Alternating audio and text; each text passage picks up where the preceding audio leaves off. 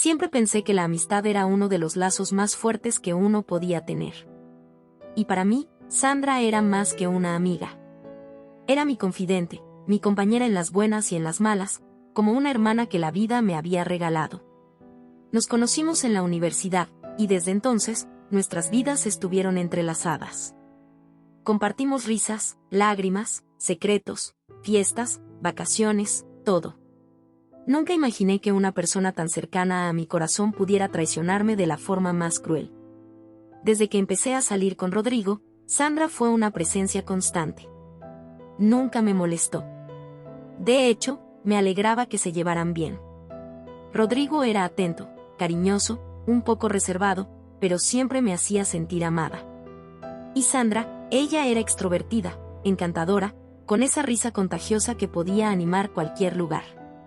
Los tres solíamos pasar mucho tiempo juntos, y aunque algunas personas hacían comentarios del tipo se ven como un trío inseparable, yo nunca sentí celos ni incomodidad. Confiaba en los dos. Los amaba a ambos de diferentes formas, y creía que ellos me amaban también. Con el tiempo, Rodrigo y yo formalizamos. Nos comprometimos, compramos un departamento juntos y empezamos a planear nuestra boda. Sandra fue mi dama de honor, y no solo eso, fue la organizadora no oficial de todo. Estaba involucrada en cada detalle, desde el tipo de flores hasta la música del vals. Me sentía tan agradecida de tenerla a mi lado, tan entregada, tan pendiente de que todo saliera perfecto. Mi error fue no notar los pequeños indicios. Había miradas. Silencios incómodos cuando yo entraba en la habitación. Excusas para quedarse un poco más después de nuestras reuniones. Recuerdo una vez que llegué a casa antes de lo previsto y encontré a Sandra y Rodrigo sentados muy juntos en el sofá, hablando en voz baja. Se sobresaltaron al verme, pero lo atribuí al hecho de que estaban planeando una sorpresa para mi cumpleaños. Qué ingenua fui. Después de la boda, noté cambios. Rodrigo se volvió más distante, más frío. No eran peleas abiertas, sino una desconexión silenciosa. Ya no teníamos esas largas conversaciones por la noche. Ya no me tomaba de la mano en público. Cuando intenté hablarlo con él, me dijo que estaba estresado por el trabajo, que necesitaba tiempo, que todo estaba bien. Y yo quise creerle. Lo amaba, y me negaba a pensar que algo andaba mal. En paralelo, Sandra empezó a mostrarse menos presente. Ya no me llamaba todos los días. Me decía que estaba ocupada, que había conocido a alguien y que estaba saliendo con él. Nunca me dio detalles. Yo, ilusa, me alegré por ella, le deseé lo mejor, incluso traté de animarla a que me contara más. Pero cada vez que preguntaba, desviaba el tema. No sé exactamente en qué momento todo cambió, pero lo que sí sé es cuando lo descubrí. Fue una tarde cualquiera, cuando vi un mensaje en el celular de Rodrigo. Era de Sandra. Un mensaje corto, pero demoledor: anoche fue perfecto, no puedo esperar a repetirlo. Me congelé. Sentí que el piso desaparecía bajo mis pies. El corazón me latía tan fuerte que pensé que me iba a desmayar. Con las manos temblorosas, revisé más mensajes, fotos, videos, no había lugar a dudas. Me habían traicionado. Durante semanas, viví en un estado de shock. No confronté a ninguno de los dos de inmediato. No podía. Quería entender por qué, cómo, cuando empezó todo. Y sobre todo, ¿qué había hecho yo para merecer esto? Me culpé, me odié, me sentí insuficiente. Hasta que un día, no pude más. Los enfrenté. Primero a Rodrigo. No negó nada. Solo bajó la mirada y me dijo: no fue planeado. Solo pasó. Me enamoré de ella. Como si eso lo justificara. Como si mi dolor fuera un daño colateral aceptable. Luego fue el turno de Sandra. Me costó encontrarla, porque había estado evitándome. Cuando finalmente la encaré, su respuesta fue aún más dolorosa. No quería que fuera así, pero tampoco pude evitarlo. Él también me amaba. Ni una disculpa. Ni una pizca de arrepentimiento. Solo excusas envueltas en egoísmo. Esa noche, lloré como nunca antes. Sentí que había perdido a dos personas fundamentales en mi vida, y que además, habían destruido mi confianza, mis ilusiones, mi mundo. Me sentí traicionada en lo más profundo. Pero también fue el inicio de un proceso lento, doloroso, pero necesario, el de reconstruirme. Después de esa noche, algo dentro de mí cambió para siempre. Me quedé sola en el departamento que alguna vez soñé compartir con el amor de mi vida. Cada rincón me gritaba recuerdos, momentos felices que ahora se sentían sucios, contaminados. La risa de Sandra en la cocina mientras preparábamos cupcakes para mi despedida de soltera. Rodrigo bailando conmigo en bata mientras sonaba alguna canción cursi. Todo eso había desaparecido, pero el eco seguía ahí, como una burla constante. No sabía qué hacer. ¿Irme? ¿Echarlo? ¿Quedarme en esa casa llena de fantasmas? Durante días estuve como zombie. No iba al trabajo, no comía bien, apenas dormía.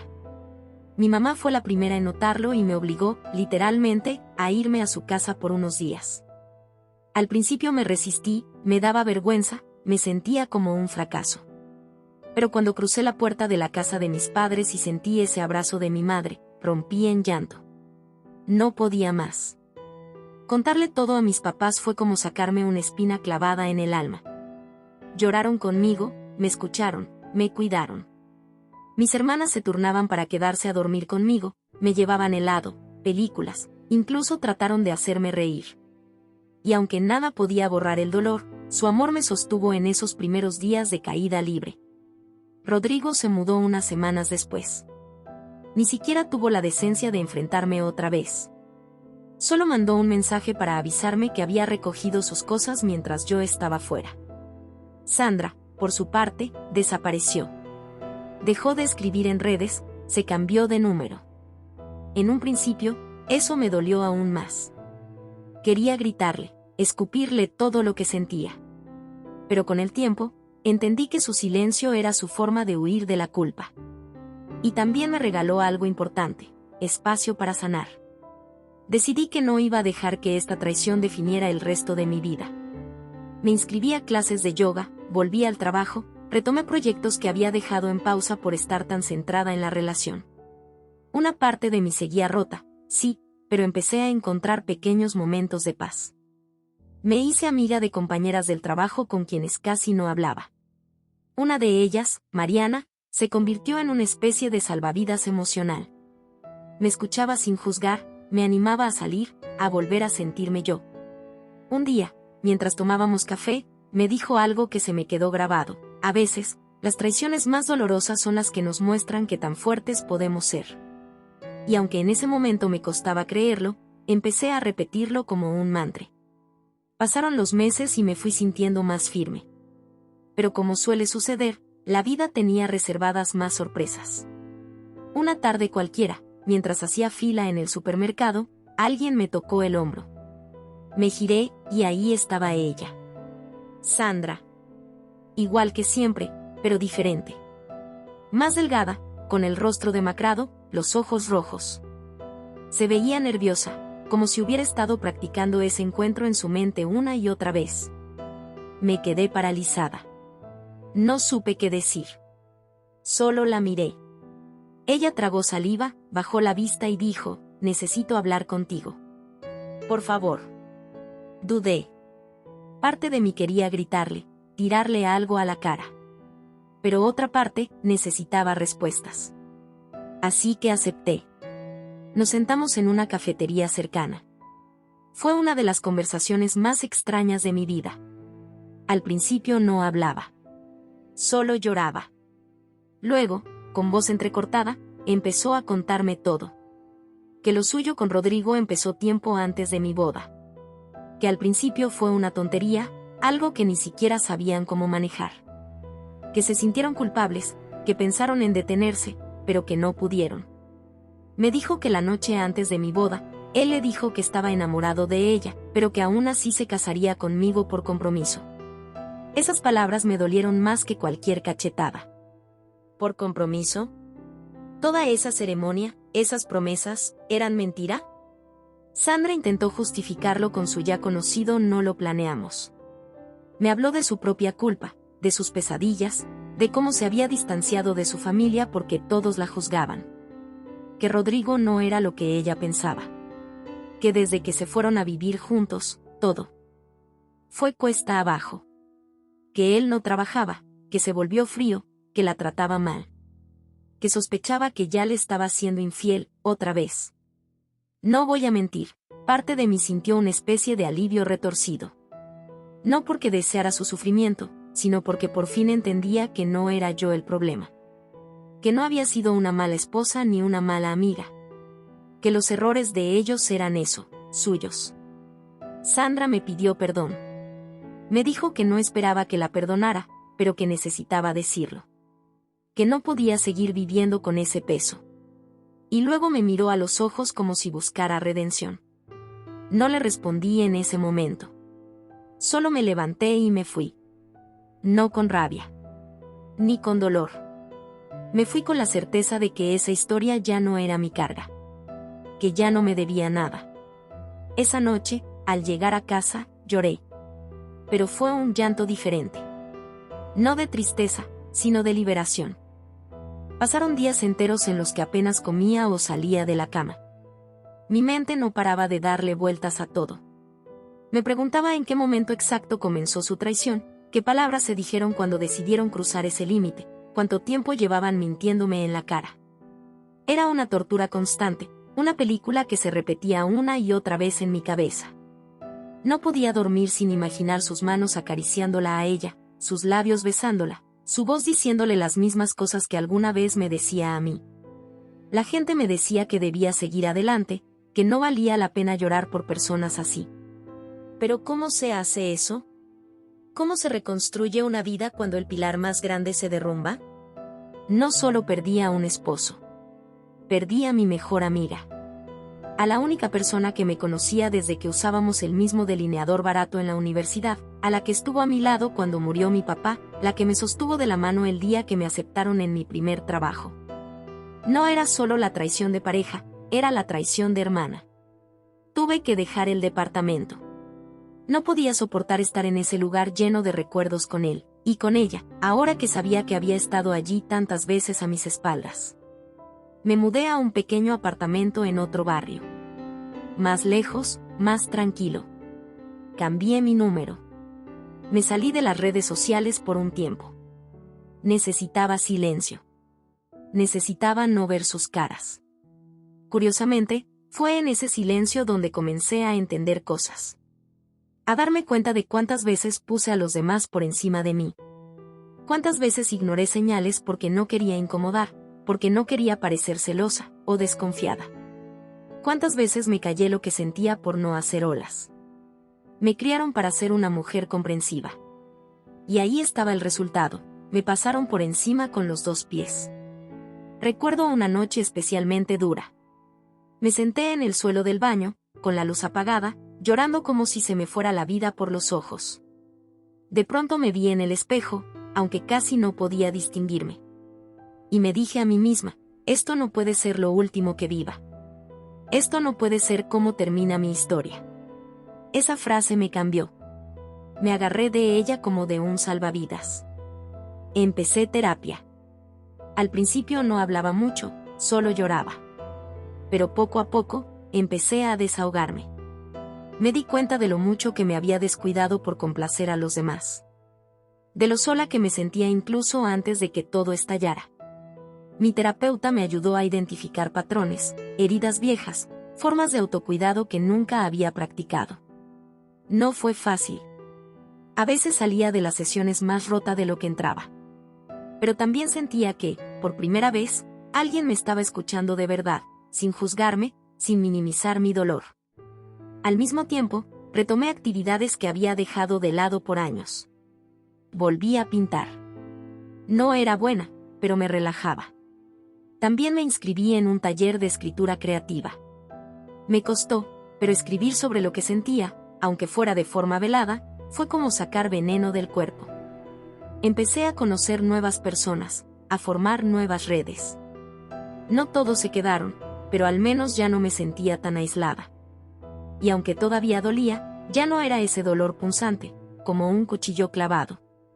Era más bien una cicatriz que a veces ardía, pero que me recordaba que había sobrevivido.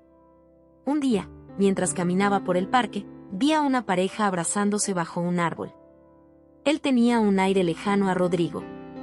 Y, por primera vez, no sentí rabia. Solo una ligera punzada. Pensé, ese ya no es mi mundo. Y qué bueno que no lo es. Fue entonces que supe que estaba sanando. Pero la vida no se queda quieta, y pronto, me llegó algo inesperado, un correo electrónico de Sandra. El asunto del correo era simple, lo siento. Tardé como 10 minutos solo en decidir si lo abría o no. Al final, lo hice. Tenía curiosidad, no voy a mentir. Era un mensaje largo. Decía que no sabía cómo explicarme lo que había pasado, que no tenía justificación para lo que hizo. Me decía que yo siempre había sido como una hermana para ella, que me admiraba, que incluso sentía celos de mi vida estable, de la forma en que todo parecía ir bien para mí. Que Rodrigo comenzó a acercarse a ella cuando ya las cosas no estaban bien entre nosotros, según sus palabras, y que al principio pensó que era un error, pero luego se dejó llevar. Me pidió perdón. Muchas veces. Me dijo que no esperaba que la perdonara, que solo quería que yo supiera que lo lamentaba de verdad. Que había perdido a la única amiga real que había tenido en su vida. Que ojalá pudiera retroceder el tiempo. No supe qué sentir. Por un momento, pensé en responderle, soltarle todo el veneno que todavía tenía guardado. Pero algo dentro de mí me lo impidió. Me di cuenta de que esa energía ya no me servía. Ya no me importaba si lo sentía o no. No iba a perdonarla por ella. Lo haría por mí, pero cuando estuviera lista. Y en ese momento, aún no lo estaba. Así que simplemente borré el mensaje. Un par de semanas después, supe por una conocida en común que Sandra y Rodrigo ya no estaban juntos.